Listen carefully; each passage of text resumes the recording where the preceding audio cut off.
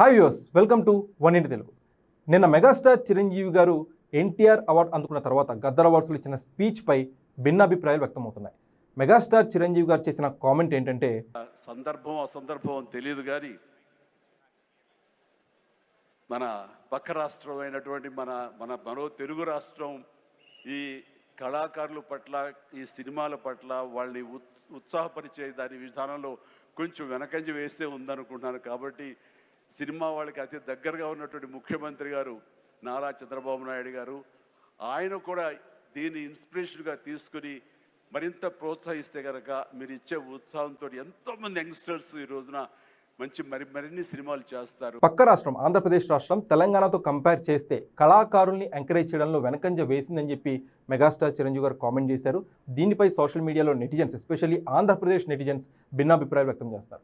మనం మెగాస్టార్ చిరంజీవి గారు చేసిన కామెంట్స్ని అనలైజ్ చేద్దాం. రాష్ట్రం ఏర్పడిన తర్వాత, ఆంధ్రప్రదేశ్ రాష్ట్రం ఏర్పడిన తర్వాత, తెలంగాణ రాష్ట్రం ఏర్పడిన తర్వాత రెండు రాష్ట్రాల పరిస్థితులు పూర్తిగా భిన్నమైనవి, ప్రత్యేకమైనవి. వై? బికాస్ తెలంగాణ సిచ్యువేషన్ వేరండి, ఆంధ్రప్రదేశ్ సిచ్యువేషన్ వేరండి. తెలంగాణ సిచ్యువేషన్ అనేది వడ్డించిన విస్తరి. వాళ్ళకి రాష్ట్రం ఏర్పడిన దగ్గర నుంచి ఒక రెవెన్యూ అనేది వాళ్ళకి జనరేట్ అవుతూనే వస్తుంది. కంటిన్యూస్ రెవెన్యూ అనేది తెలంగాణ రాష్ట్రంలో ఉంది. వేరే ఆంధ్రప్రదేశ్ సిచ్యువేషన్ చూసుకుంటే వాళ్ళకి ఒక రాజధాని లేదు. ఇప్పటికీ కూడా అమరావతి రాజధాని నిర్మాణం అనేది అక్కడ కొనసాగుతున్న విషయం.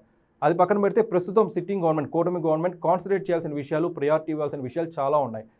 అందులో ముఖ్యమైనది మనం అనుకున్నట్టుగానే అమరావతి నిర్మాణం, రెండవది ఉద్యోగాల కల్పన, మూడవది సూపర్ 6 హామీల అమలు, అండ్ నాలుగోది పోలవరం నిర్మాణం. పోలవరం నిర్మాణం అనేది చాలా బాధ్యతతో కూడుకున్న పని. ఎప్పటి నుంచో అది పూర్తి చేయాలని చెప్పి ప్రతి ప్రభుత్వం కూడా కంకణం కట్టుకున్న విషయం. సో ఈ గవర్నమెంట్ కూడా ప్రయారిటీ ఇస్తున్న విషయం అన్నమాట పోలవరం నిర్మాణం అనేది. సో ఓవరాల్గా కళాకారుల ప్రోత్సాహానికంటే ముందు ప్రయారిటీ ఇవ్వాల్సిన విషయాలు, కాన్సన్ట్రేట్ చేయాల్సిన విషయాలు ఆంధ్రప్రదేశ్కి చాలా ఉన్నాయి. సో ప్రజల ఎక్స్పెక్టేషన్స్ రీచ్ కావాలి. వాళ్ళు నెక్స్ట్ ఎలక్షన్స్లో గెలవాలన్నా, ప్రజల యొక్క అభిమానం చూరగొనాలన్నా వాళ్ళు చాలా కష్టపడాల్సి ఉంటుంది అన్నమాట ప్రస్తుతం గవర్నమెంట్. సో అయినా కానీ, ఇన్ని పరిమితులు ఉన్నా కానీ ప్రస్తుతం సిట్టింగ్ గవర్నమెంట్, ఆంధ్రప్రదేశ్ గవర్నమెంట్, కూటమి గవర్నమెంట్ కళాకారుల్ని, సినీ పరిశ్రమని ఎంకరేజ్ చేస్తుంది. ఫర్ ఎగ్జాంపుల్ ఉస్తాద్ భగత్ సింగ్ సినిమాని తీసుకుందామండి. ఉస్తాద్ భగత్ సింగ్ సినిమాకి తెలంగాణలో టికెట్ హైక్ ఇవ్వలేదు, ప్రైస్ హైక్ ఇవ్వలేదు. కానీ ఆంధ్రప్రదేశ్లో టికెట్ ప్రైస్ హైక్ అనేది ఇవ్వడం జరిగింది. ఇది కళాకారుల్ని, సినీ పరిశ్రమని ప్రోత్సహించడమే కదా.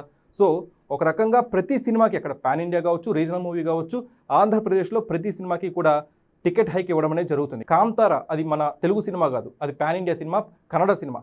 ఆ చిత్రానికి కూడా హైక్ ఇచ్చారు. సో ఒక రకంగా ఇండియన్ సినిమాకి కూటమి గవర్నమెంట్ సపోర్ట్ చేస్తుంది. కానీ తెలంగాణలో ఆఖరి నిమిషం వరకు ఇబ్బంది పెడుతూ అలాంటి సిచ్యువేషన్ మనం ఇక్కడ ఫేస్ చేస్తాం. ఇక్కడ సినిమాటోగ్రఫీ శాఖలో ఒక కన్ఫ్యూషన్ నెలకొంది. కానీ ఆంధ్రప్రదేశ్ సినిమాటోగ్రఫీ శాఖ మాత్రం ఒక రకంగా ఒక క్లారిటీతో వెళ్తుంది. ప్రతి సినిమాకి కూడా మేము హైక్ ఇస్తాం, మీరు మాకు అప్పీల్ చేయండి, మేము జీవో రిలీజ్ చేస్తామని చెప్పి ఒక భరోసానైతే అక్కడ గవర్నమెంట్ ఇవ్వడం జరిగింది. సో ఒక రకంగా వాళ్ళకున్న పరిమితులు కావచ్చు, వాళ్ళకున్న ప్రెషర్ కావచ్చు, ఇవన్నీ కూడా వాళ్ళు ఫేస్ చేస్తూనే సినీ పరిశ్రమకి వాళ్ళ తోచినంత సపోర్ట్ అయితే ఖచ్చితంగా కూటమి గవర్నమెంట్ ఇస్తుంది. గతంలో జగన్మోహన్ రెడ్డి గారు సీఎంగా ఉన్నప్పుడు కూడా ఒక వ్యాలిడ్ కామెంట్ చేశారు. ఆయన ఏమన్నారంటే, మీరు ఇక్కడికి రండి, స్టూడియోలు నిర్మించుకోండి, మీకు భూమి ఇస్తాను, మీరు ఇల్లు కట్టుకోండి, ఇక్కడే స్థిర నివాసం ఏర్పాటు చేసుకోండి, మీకు కావాల్సిన సపోర్ట్ అంతా కూడా నేను ఇస్తానని చెప్పి జగన్మోహన్ రెడ్డి హామీ ఇచ్చిన తర్వాత కూడా సినీ పరిశ్రమ ఏపీకి మూవ్ కాలేదు, హైదరాబాద్లోనే ఉన్నారు.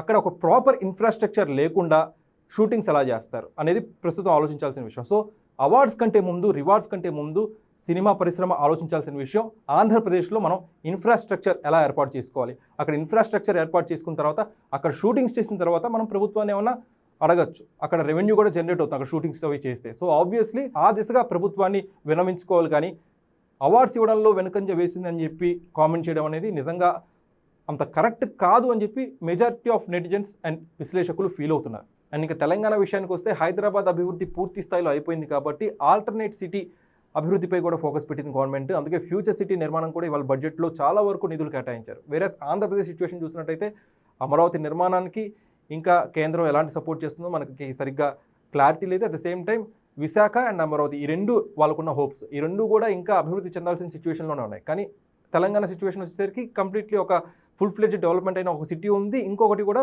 వాళ్ళు ఫోకస్ చేస్తారు ఫ్యూచర్ సిటీ పేరుతో డెవలప్ చేయడానికి. ఈ నేపథ్యంలో పక్క రాష్ట్రం ఆంధ్రప్రదేశ్ రాష్ట్రం అనేది సినీ పరిశ్రమని సపోర్ట్ చేయడంలో వెనకంజ వేసిందనే కామెంట్ మాత్రం అంత కరెక్ట్ కాదని చెప్పి చాలామంది ఫీల్ అవుతున్నారు. మరి మీ అభిప్రాయం ఏంటి ఈ విషయంపై? చిరంజీవి గారు చేసిన కామెంట్ కరెక్టేనా?